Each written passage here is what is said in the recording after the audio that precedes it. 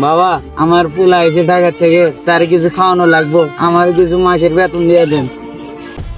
আমি কোনো টাকা দিতে পারবো না, এখান থেকে যা।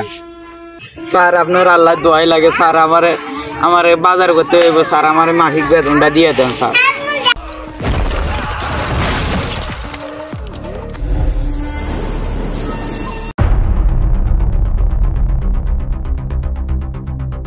আব্বা আব্বা কি আছে? ও কিছু নয় রে বাবা, চল আমারে বাজারে যাইতে হবে আবার।